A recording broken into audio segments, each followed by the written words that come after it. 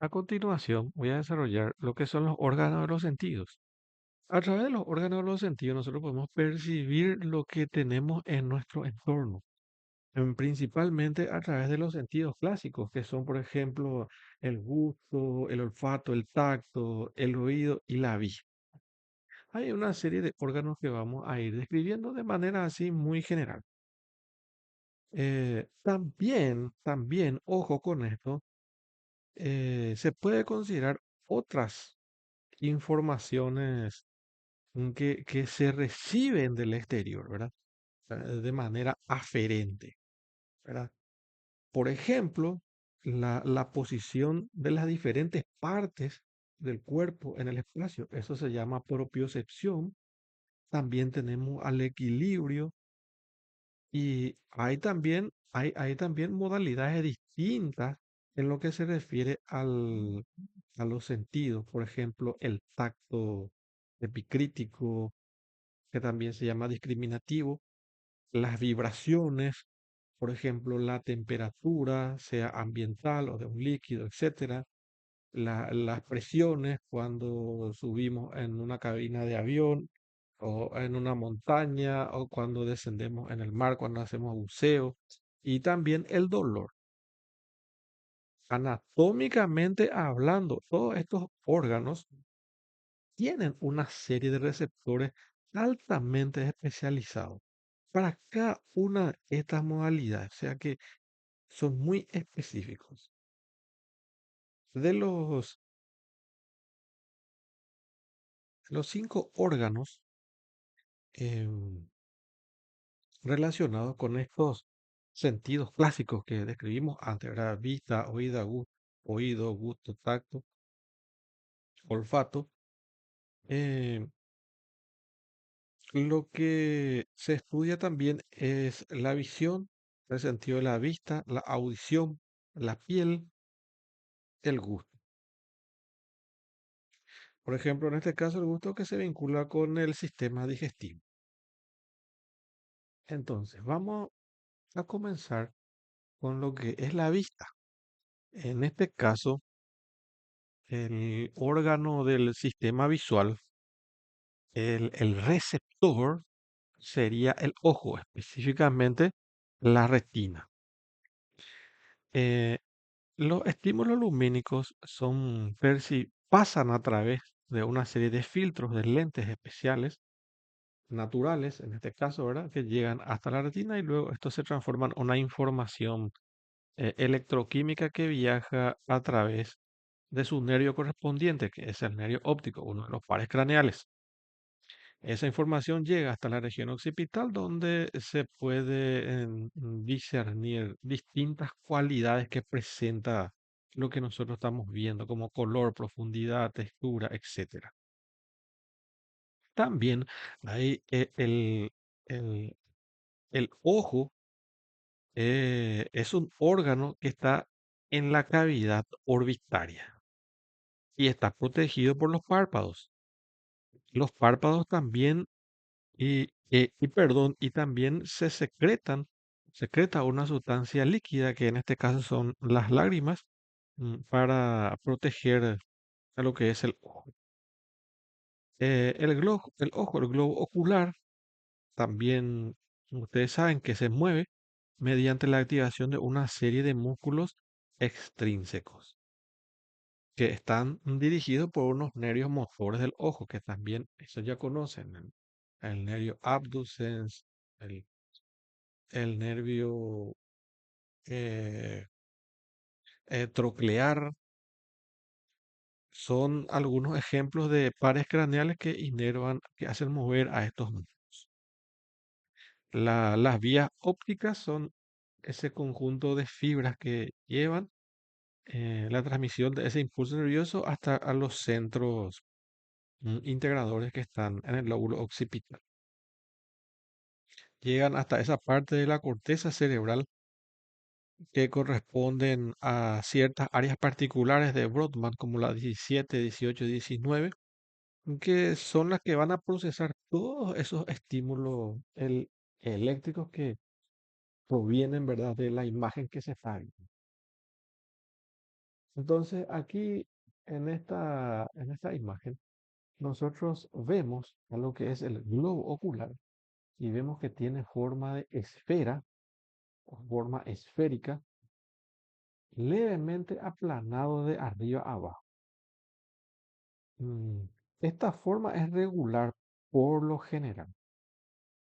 Y en la parte anterior, como se puede observar aquí, en la parte anterior también presenta una estructura que es transparente que se denomina córnea. El globo ocular es simétrico y es par. Tenemos dos. Y también un detalle interesante que el globo ocular, como vemos aquí, el globo ocular está ocupando el tercio anterior, lo que sería el tercio anterior de la órbita. No precisamente ocupa toda la cavidad, ni está precisamente en el centro, sino que ocupa aproximadamente un tercio anterior, o está ubicado más bien hacia el tercio anterior. El globo ocular tiene un polo anterior que recién no había descrito, que es, en este caso, es la córnea. Presenta también un polo posterior que está formado por la esclerótica, que tiene color blanquecino. Tiene también un ecuador, como vemos aquí, tiene un ecuador, tiene un centro y también tiene una serie de meridianos, que nosotros no vamos a entrar en todos estos detalles. Entonces, lo que debemos saber es que el globo ocular presenta también una serie de paredes, una serie de paredes que está formado, por ejemplo, por la esclerótica, que es la parte blanquecina, como vamos a ver más adelante. La esclerótica, la córnea, también presenta una capa media que es vascular, que ahí vamos a tener a la coroide, al cuerpo ciliar, al iris, y también tiene una capa interna que es la que va a recibir el estímulo lumínico, que es la retina. En esta imagen observamos un corte horizontal, en este caso, ¿verdad? O axial del globo ocular, donde podemos ver su constitución anatómica. Tenemos aquí sus paredes. Tiene una fibrosa externa que está constituida, como vemos aquí, por la córnea, que está en el polo anterior del globo ocular, como vimos recién. También tenemos un detalle que no es menor, es que la córnea es un tejido avascular. Ojo, es avascular. Quiere decir que no presenta irrigación sanguínea. También tenemos a la esclerótica, que vamos a ver mejor en otro esquema. La capa media, que dijimos que es la capa vascular, que es la coroides, el cuerpo ciliar. Aquí vemos a la coroides en lo rojo, en la parte posterior. Tenemos la coroides, tenemos el cuerpo ciliar aquí adelante y también tenemos el I. Entonces, esa capa media es la capa vascular. Y la capa interna, que está marcada aquí en color amarillo, en la parte posterior del globo ocular. Esa es la retina.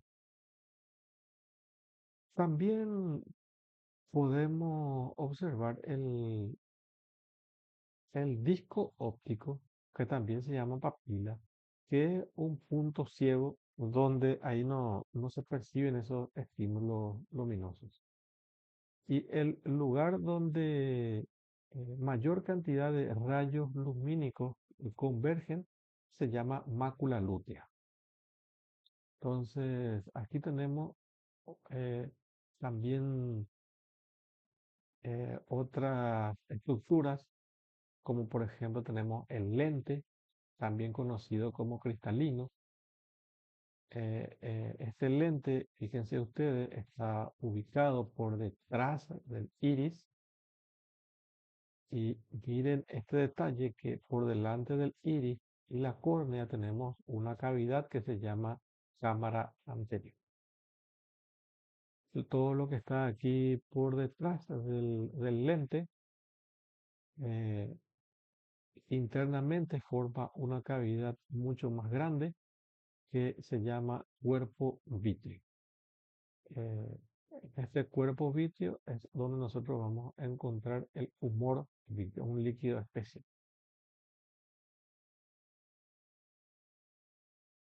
También podemos observar en mayor detalle lo que es el iris.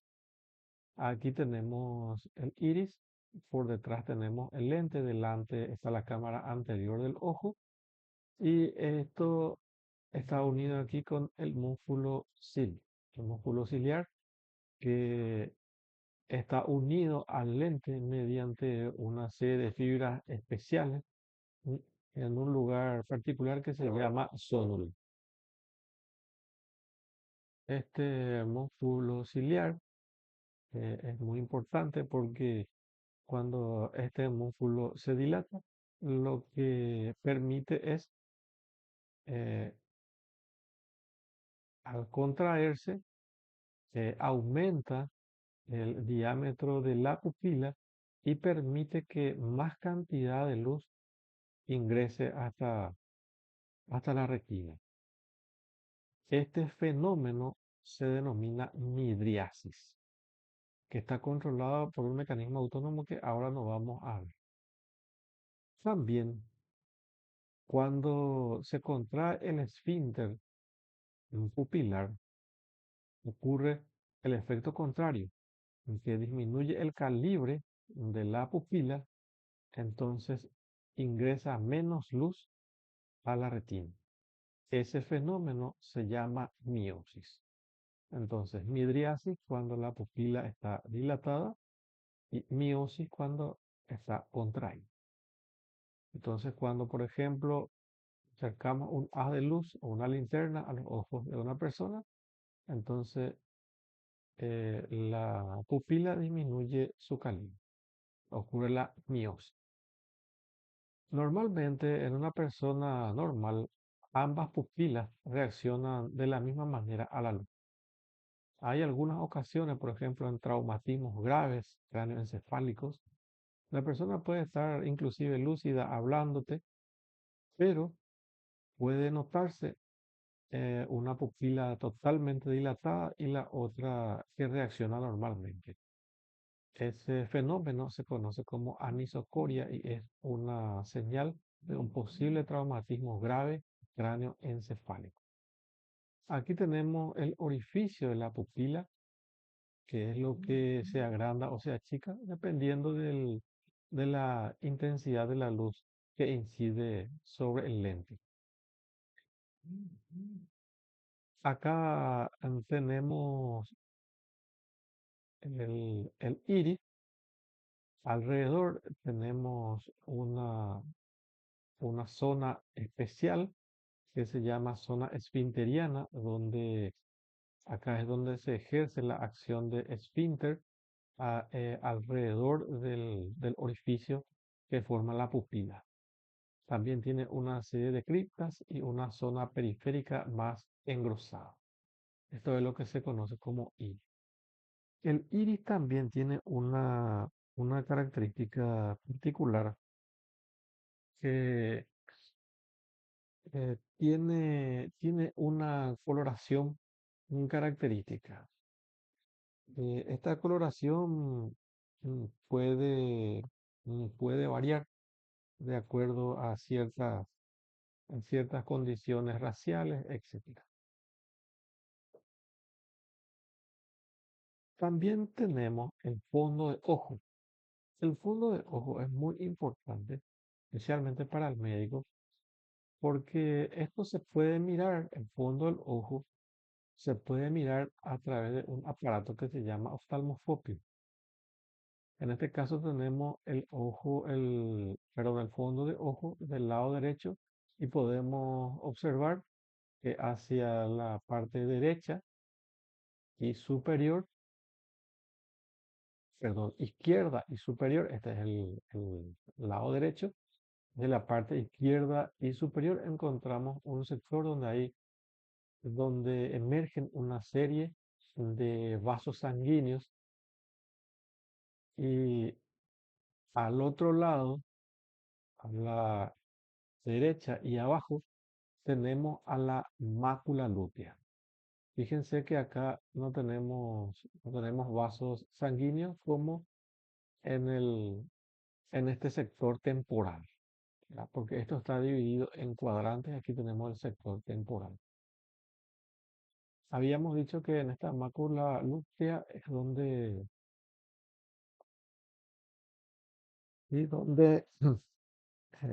se percibe la máxima cantidad de rayos lumínicos que inciden sobre el globo ocular.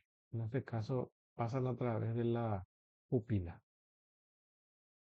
Esto es lo que se ve en un esquema y también en el oftalmoscopio se ve de esta forma. Fíjense en esta zona temporal donde se observan una serie de vasos que entran y salen de él. Acá vemos lo mismo. Esta es la papila y al otro lado tenemos a la mácula lútea. Esta zona donde está la papila del nervio óptico es importante porque es lo que el médico observa, por ejemplo, en un caso de emergencia o de traumatismo craneoencefálico, para ver si hay afección de estos vasos o de esa parte del ojo. Entonces, cuando esto también se puede llenar de líquidos, etcétera, y agrandar su volumen, lo que es un indicativo de un traumatismo grave. También tenemos el contenido del globo ocular. Acá vemos un corte, este sería un corte vertical de la parte anterior y esta es la mitad superior, donde vemos acá el fondo de saco de la conjuntiva o conjuntival eh, que viene y pasa por delante de la córnea, que lo vemos dibujado acá. Vemos también, esta es la vaina del globo ocular que está por fuera. Tenemos también la esclerótica que está aquí debajo, la esclerótica que aquí adelante se continúa con lo que sería la córnea, que dijimos que es avascular. También tenemos la coroide y la retina, que es la capa donde se van a recibir los estímulos lumínicos. Eh, También vemos aquí al lente, por delante del lente, vemos la cámara posterior, que está limitada adelante por el iris, la cámara posterior, perdón, la cámara anterior por delante del iris y su comunicación con la cámara posterior a través de la pupila, como observamos aquí. También vemos aquí el lente o el cristalino que sirve para agrupar esos rayos que van a ser proyectados a la pared posterior del globo ocular. Hay una serie de ramas que van a darle su irrigación al globo ocular. Tenemos, por ejemplo, la arteria central de la retina y algunas de sus ramas que no vamos a hablar sobre ello. También las arterias ciliares y también tenemos en esta imagen una serie de estructuras que vemos en la parte anterior. Vemos aquí, por ejemplo, la pupila, el iris que dijimos que tiene una coloración característica. Vemos también aquí la esclerótica, que está cubierta por la conjuntiva ocular. Vemos al párpado inferior, párpado superior. Vemos también aquí a la comisura medial, la comisura lateral. Vemos también a la porción supratarsal del párpado, la porción tarsal del párpado. Eh, Aquí en realidad hay una serie de cartílagos que se llaman cartílagos tarsos que actúan como refuerzo del párpado superior. También vemos las cejas con sus características particulares. El cirujano maxilofacial necesita tener un conocimiento muy amplio y acabado de toda esta zona, porque es en esta zona donde el cirujano maxilofacial va a realizar las incisiones para corregir, por ejemplo, fracturas de la cara o también tumores, etcétera. Generalmente, para llegar al piso de la órbita, el cirujano maxilofacial hace una incisión aquí en esta parte, o para llegar a la sutura frontocigomática, sigue el trayecto de la cola de la ceja, etc. Entonces, una zona que se tiene que saber muy bien si es que se quiere ingresar en esta área de la cirugía. También tenemos una serie de anexos que están formados por estos músculos. Acá, por ejemplo, tenemos músculo recto lateral, recto medial, tenemos el recto superior, inferior, el oblicuo superior, el oblicuo inferior. Todos estos músculos le van a dar la movilidad característica que tiene el globo ocular.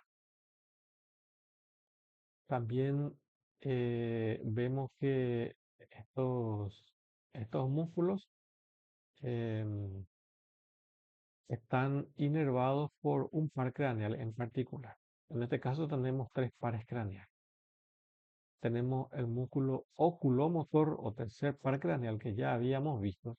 El oculomotor, tercer par craneal, es el músculo que va a hacer mover al recto inferior, recto medial y recto superior. El recto lateral va a estar inervado por el nervio abduceno, sexto par craneal. Y el oblicuo superior por el cuarto par craneal o nervio proclear, antiguamente llamado patético. También tenemos su aparato de protección. En este caso tenemos a la ceja, por ejemplo. Tenemos acá la cabeza de la ceja, el cuerpo y la cola, donde la disposición de los pelos es lo que es característica. También fíjense ustedes que en la parte medial la ceja es más gruesa que en su parte lateral, que termina en una pequeña punta o también llamada cola. Aquí vemos estos lugares donde se realizan las incisiones para acceder, por ejemplo, a las distintas partes del globo ocular o también del hueso subyacente que está en el caso de la cirugía maxilofacial para acceder a los huesos, por ejemplo, de la cara o del viscerocráneo. También tenemos los párpados que tienen un sostén fibroso cartilaginoso. Acá tenemos, por ejemplo, el cartílago tarso superior, el cartílago tarso inferior, el tabique orbitario y una serie de ligamentos, por ejemplo, el ligamento palpebral medial y el ligamento palpebral lateral. Acá vemos que presenta una cara anterior que está cubierta por piel, glándulas sudoríparas y sebáceas. Una cara posterior, la cara posterior que mira hacia lo que es el saco conjuntiva, la conjuntiva. También presenta extremos, tiene un borde adherente y un borde libre, en donde en ese borde libre vamos a ubicarle a las pestañas. Detrás de esto está la córnea que dijimos que es avascular. Tenemos aquí la cámara anterior entre la córnea y el iris y su comunicación acá con la cámara posterior mediante la pupila. ¿Cuál es la constitución anatómica? Acá tenemos, por ejemplo, la piel. Tenemos una fina capa de tejido celular subcutáneo. Hay una capa muscular donde hay diversos músculos, por ejemplo, el músculo orbicular del ojo, etcétera. Hay también una capa fibrosa. Está el tarso, que es la parte cartilaginosa, los tabiques orbitarios y tenemos también aquí a la capa donde está el músculo elevador del párpado. Tenemos luego a la conjuntiva y a la mucosa de la conjuntiva, donde vamos a encontrar una serie de pequeñas glandulitas. Por ejemplo, acá en el tarso superior vamos a ubicar a las glándulas tarsales. También hay glándulas ciliares y glándulas sebas. Acá en estas dos imágenes podemos observar dos casos diferentes en donde se presentan em, infecciones, por ejemplo, de las glándulas ciliares ubicadas aquí en el párpado inferior, que forman la enfermedad conocida como orso, un proceso infeccioso.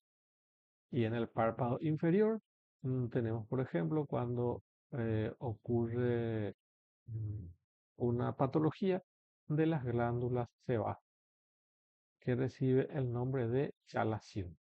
Tenemos el orzuelo, por ejemplo, aquí, glándulas ciliares, y el chalación de las glándulas tarsales. La conjuntiva, eh, que fíjense ustedes, en este corte axial, se puede ver la disposición de la conjuntiva. Fíjense cómo está cubriendo parte de la córnea y parte del tercio anterior del globo ocular. Luego se repliega y forma una especie de saco a un lado, ¿verdad? Medial y lateral. Un saco que es el fondo de saco conjuntivo. Si miramos en un corte sagital, podemos ver con mayor detalle cómo esa conjuntiva está tapizando el interior de la cara posterior del párpado, en este caso superior. También lo hace en la cara posterior del párpado inferior. Esto se repliega, forma un fondo de saco y va hasta el otro lado y también forma el fondo de saco conjuntiva superior, inferior en este caso. Eh, Existe también un aparato especial que secreta, produce y secreta las lágrimas, que es un líquido protector que contiene también inmunoglobulina, como van a estudiar más adelante. Son una serie de glándulas denominadas glándulas lagrimales que también están constituidas por una serie de vías o conductos que son los conductos o las vías lagrimales. Acá en esta figura vemos cómo se hizo un corte del tercio superior y lateral del párpado superior para poder observar a la glándula lagrimal que tiene una serie de conductillos que termina aquí en la conjuntiva y ese producto de secreción que son las lágrimas va bañando el globo ocular, lo que sería la córnea y parte de la esclerótica para ejercer su efecto de protección. Aquí también tenemos a las vías lagrimales, tenemos al saco lagrimal, el conducto nasolagrimal que comunica la cavidad orbitaria con las fosas nasales aquí en la parte inferior. Tiene una serie de conductos, el conductillo lagrimal superior, conductillo lagrimal inferior. Cada uno de ellos termina en un punto en particular, uno en el párpado inferior, otro en el párpado superior. Son los puntos lagrimales. Y también tenemos a la carúncula lagrimal. Luego pasamos a lo que es el oído, la oreja. Esto sería su cara lateral. Y esto también hay que conocer. El que hace cirugía maxilofacial tiene que conocer bien estas estructuras. Vamos a empezar. Aquí tenemos esta parte anterior, superior y posterior que tiene forma de cordón, que tiene forma de letra, en forma de letra C. Es lo que se llama hélix. Esta parte anterior se llama rama del hélix y todo este es el hélix. Ahí está. La parte inferior del hélix, acá en la parte inferior, termina en una estructura alargada y bastante móvil, que es el lóbulo de la oreja. Otro detalle importante, por delante del hélix, ya tenemos el hélix, por delante del hélix tenemos esta estructura triangular grande que se denomina antihélix. Este es entonces el antihélix.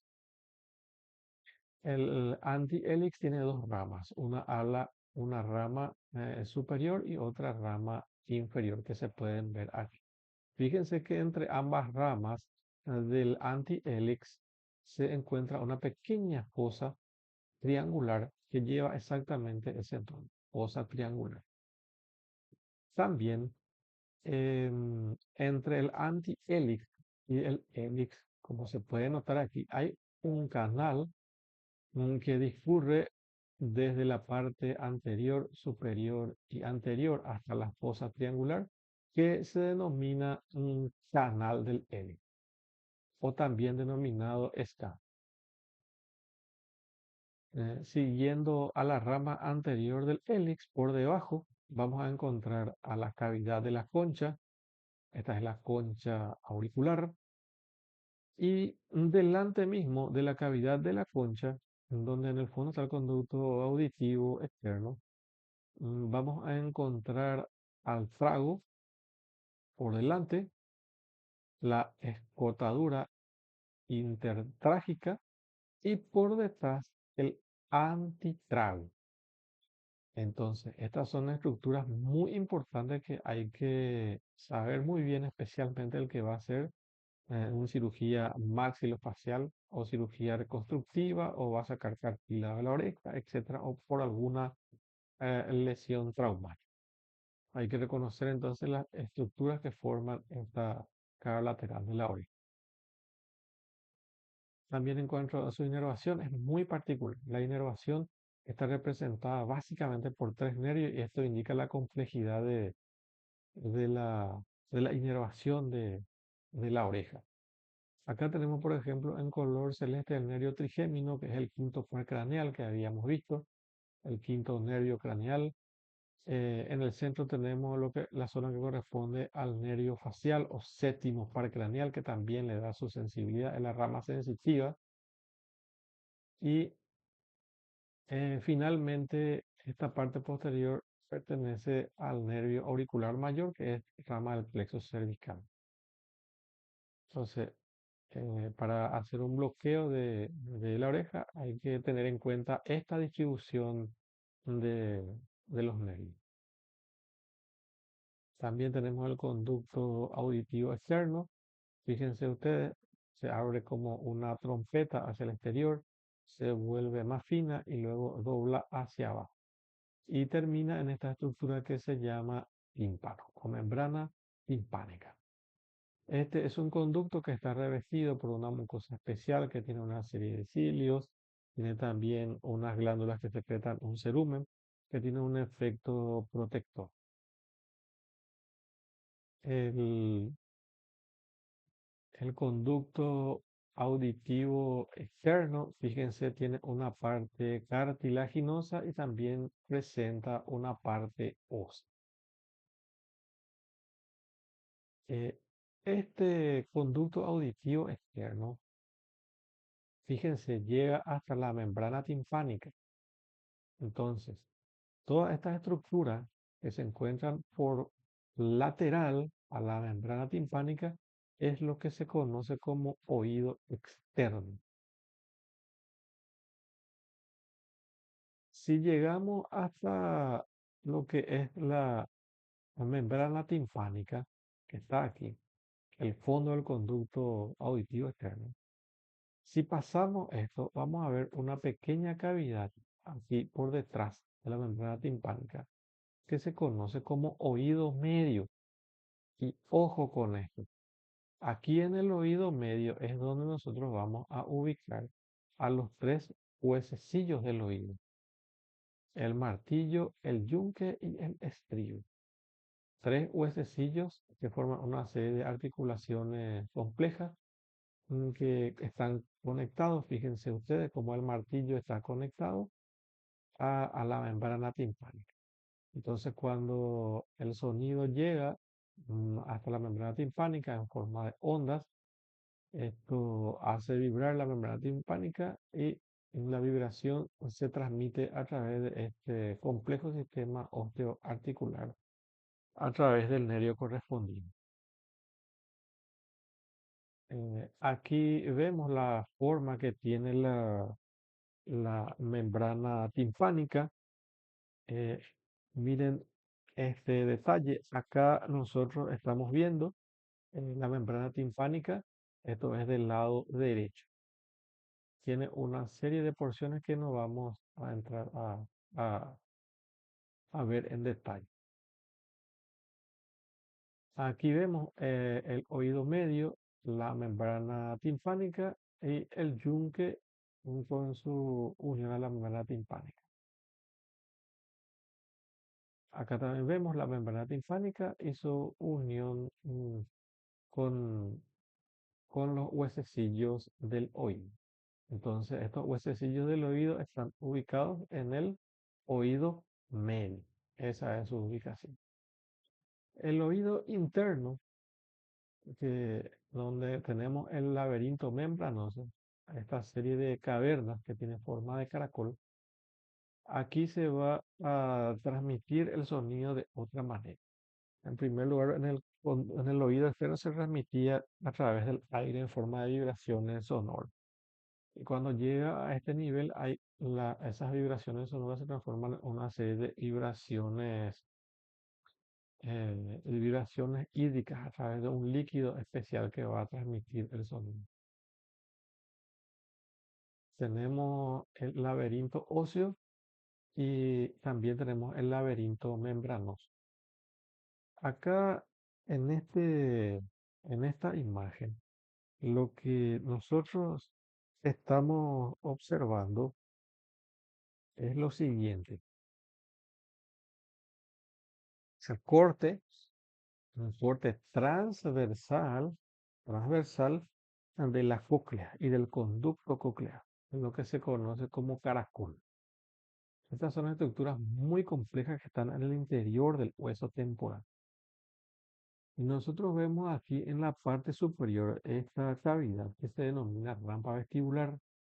Abajo tenemos otra cavidad bastante amplia que es la rampa timpánica. Y finalmente tenemos otro espacio acá entre ambas cavidades, que es el conducto coclear o conducto del caracol.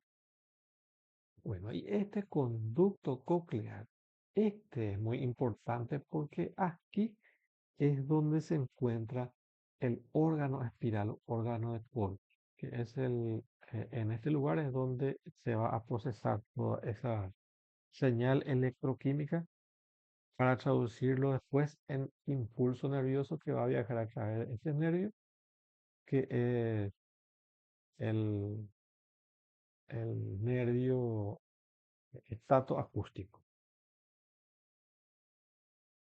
Aquí vemos unas ramas del nervio estatoacústico bastante complejas en las distintas partes del caracol, que no vamos a entrar en todos estos detalles. Luego tenemos la trompa auditiva, que está aquí, osteofibrocartilaginosa, que se comunica eh, con la rinofaringe.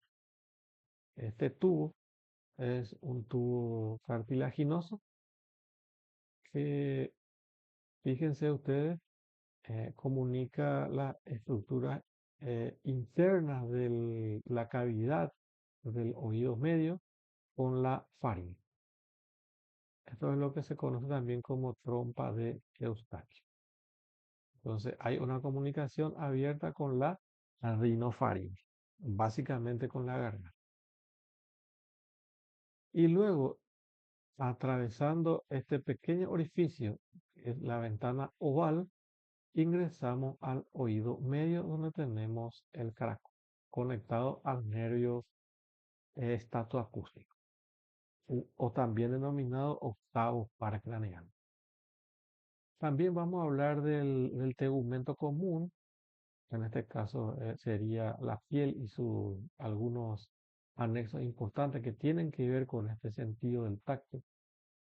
Lo que vamos a destacar aquí es que, por ejemplo, eh, de importancia también para el cirujano maxilofacial son estas líneas de tensión que presenta la piel, que son unas líneas que en las personas de edad se pueden notar con mayor facilidad, que son las líneas de Langer.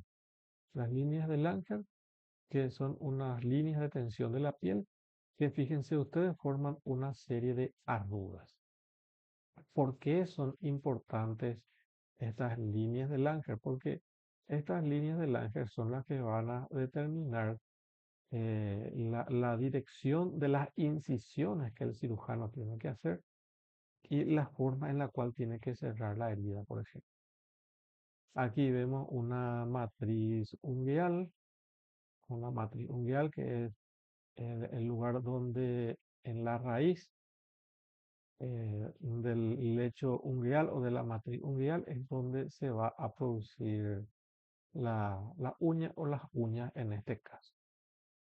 Esta es la parte que no se debería tocar porque aquí están las células que van a generar esa estructura.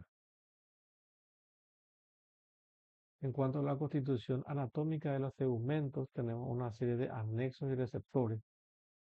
Por ejemplo, en la piel, en la dermis específicamente, tenemos esta serie de estructuras que van a detectar los distintos estímulos. Por ejemplo, tenemos los bulbos terminales, que son estas estructuras, los bulbos terminales de Krauss. También tenemos a los corpúsculos de Ruffini, tenemos a los usos neuromusculares, a los corpúsculos de Pacini, terminaciones nerviosas libres, los corpúsculos de Meissner, etcétera. Que cada uno de ellos va a detectar un tipo de sensación, que son las siguientes. Aquí tenemos, por ejemplo, en la dermis, todo ese grupo de receptores, los corpúsculos de Krauss, por ejemplo, que son los que detectan el calor, son termorreceptores. Tenemos también los corpúsculos de Meissner, que están más superficiales cerca de las papilas dérmicas. Estos corpúsculos de Meissner son mecanorreceptores que detectan la diferencia de presión que se ejercen sobre la piel. También tenemos más profundamente y más voluminoso, tenemos los corpúsculos de Pacini que también son mecanorreceptores. Los corpúsculos también de Ruffini que están en una parte intermedia entre las papilas y las ramas de los nervios periféricos que también son mecanorreceptores especializados. Los discos de Merkel también están ubicados cerca de la superficie, cerca de las papilas condérmicas que son mecanorreceptores. Y las terminaciones nerviosas libres que están cerca de la dermis son muy importantes porque son nociceptores. Eso significa que pueden captar la sensación de dolor. Y una serie de anexos del sistema tegumentario de la piel, podemos citar los pelos, las glándulas y las uñas. Dentro de lo que son las glándulas, los pelos y las uñas, podemos ver esta conexión. Acá tenemos un bulbo piloso con su vascularización a través de la raíz del pelo, a través del cual el pelo va a ir creciendo. Fíjense que también que esta estructura del pelo está conectada a una glándula apócrina que produce sudor a través de estos orificios de las glándulas sudoríparas. También tenemos estas glándulas écrinas, que estas glándulas écrinas son las que van a producir, van a eliminar el exceso de agua y mineral. Esto lo que va a hacer es va a actuar como un termorregulador. En este caso, termorregulador de la piel. Tenemos también glándulas sebáceas que secretan una sustancia lipídica serosa que es el sebo, que sirve para lubricar la superficie de la. También tenemos el órgano del olfato.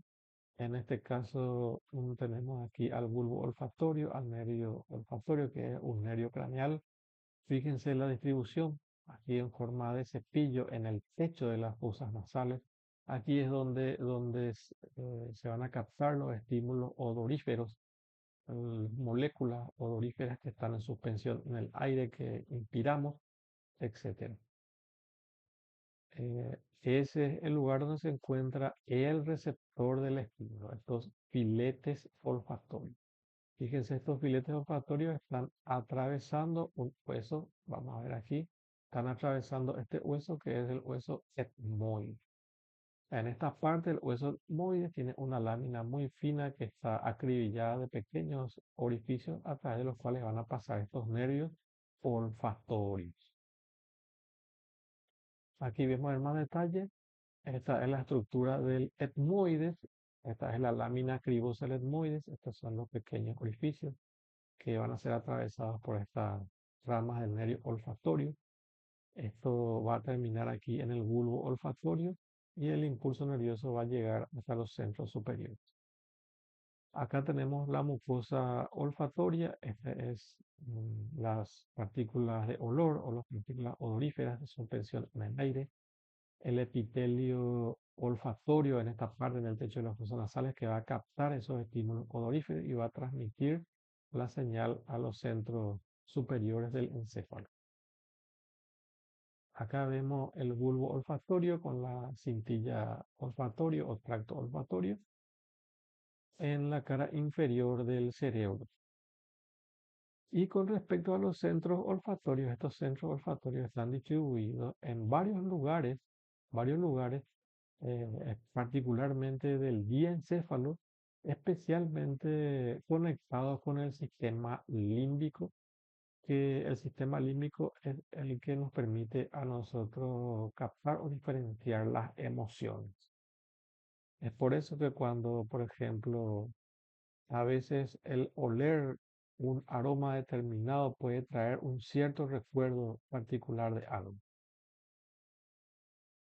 También tenemos el sentido del gusto que está distribuido aquí en la cara dorsal de la lengua, donde tenemos una serie de estructuras que se llaman papilas gustativas.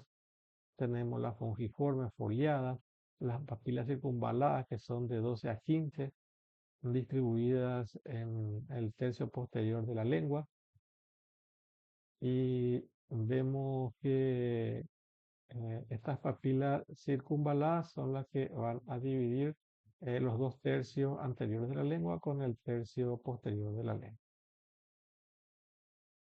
Cabe destacar que estas papilas gustativas detectan ciertos tipos de gustos particulares, que nosotros no vamos a ver eso. Lo que sí tenemos que saber es que estas sensaciones gustativas se van a captar a través, por ejemplo, de del nervio trigémino en particular, el nervio trigémino, el nervio glosofaringeo o noveno paracraneal. Entonces, las vías gustativas van a ser captadas a través de estos nervios.